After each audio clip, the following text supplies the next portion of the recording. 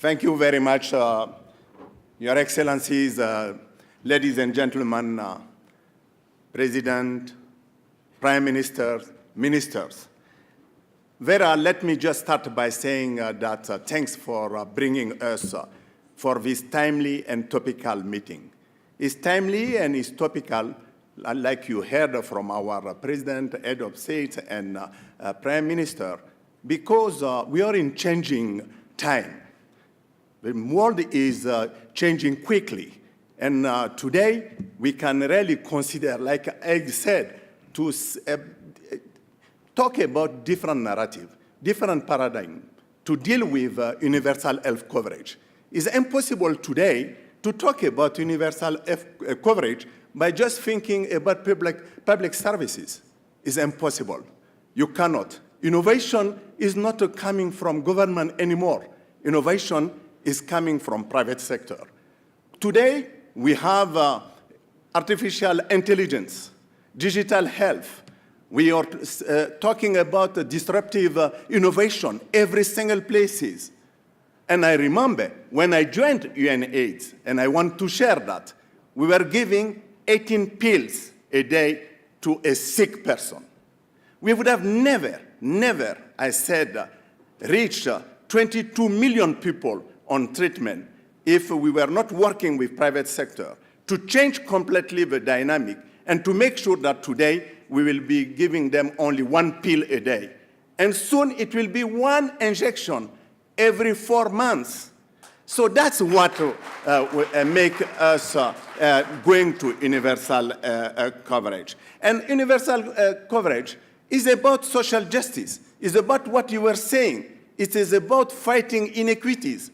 And I want to agree with the late great brother Kofi Annan that health is not a blessing to be wished for, but rather it is a human right to be fought for. And he's right,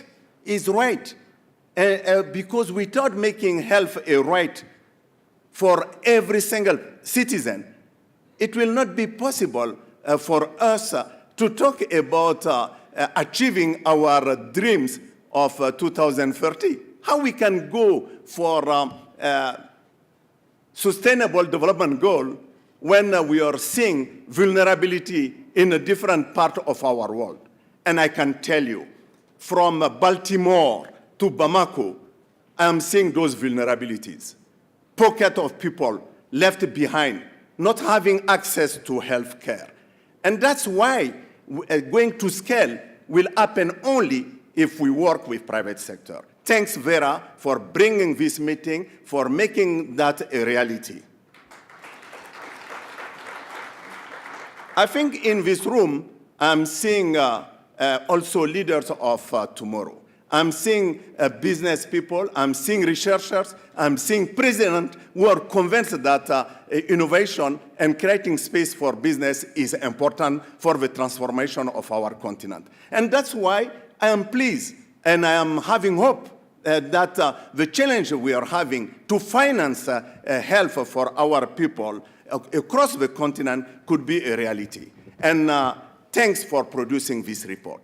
I know we'll be launching it. This is the first report in our continent on health where we are trying to address these issues, to analyze, of course, to put some emphasis on areas of challenges and, of course, opportunities. But I think what is great in this report is that is bringing a light on how innovation can bring an added value to what we are doing in this continent. And thanks for producing this report. I don't want to be long, but I know that all that will not happen without our leadership.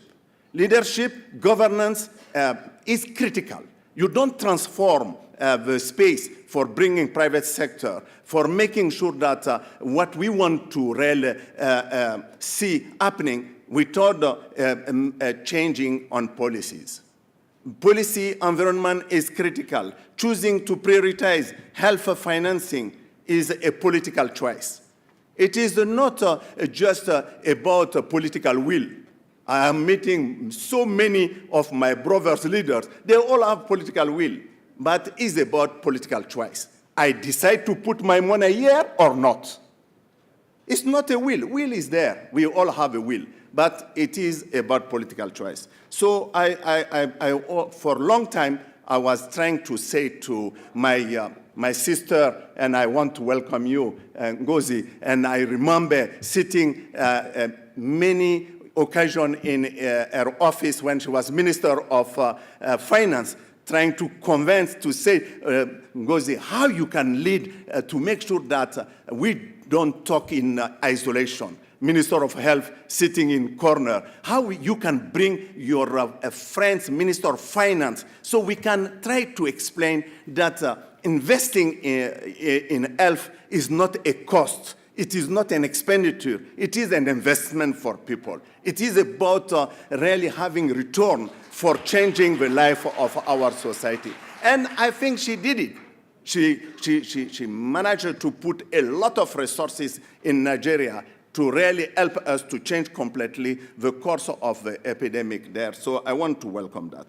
So I want to just go quickly by just saying that, we have only few countries who have been able to achieve Abuja goals, like you were saying, my brother, President. And it is important for us to really make sure that we are not sleeping on that, that domestic resources become also important.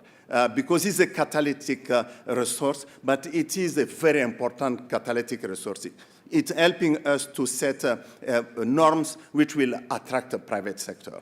And without those norms which will be conducive, which will create an environment which will help them to invest, knowing that they will have return on their investment, like you said, but which will help us also to go to scale with our programs. And I was saying to the Prime Minister of Ethiopia that I went to Awasa, and it was very interesting to see how services were reaching people there, how this community health worker who have been trained, who are using today those digital health with mobile phone to just go to monitor what was going and report. That is, again, possible only because we have a public-private partnership.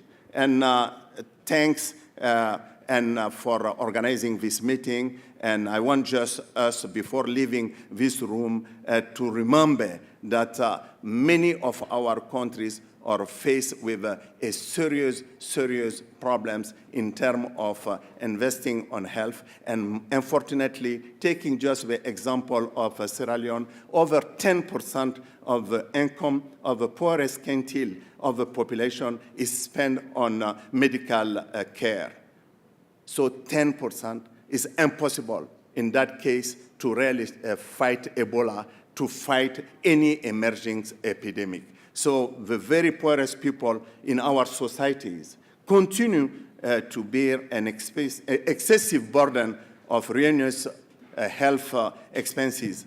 And that's not acceptable. And you're here as a leader of our continent. I really beg you to make sure that this universal health coverage become also issues of fighting stigma, discrimination, and bringing a notion of inclusiveness in whatever we do. And thanks for being with us. Thanks for making this meeting a reality. I heard my sister from Egypt talking about local production. You know me for more than 10 years. I was fighting for making sure that this local production become a reality. 26% of the total burden of the disease of the world is in this continent. We are producing only 3% of the medicine we are consuming. And I can tell you, it's a huge business. It is not a small business.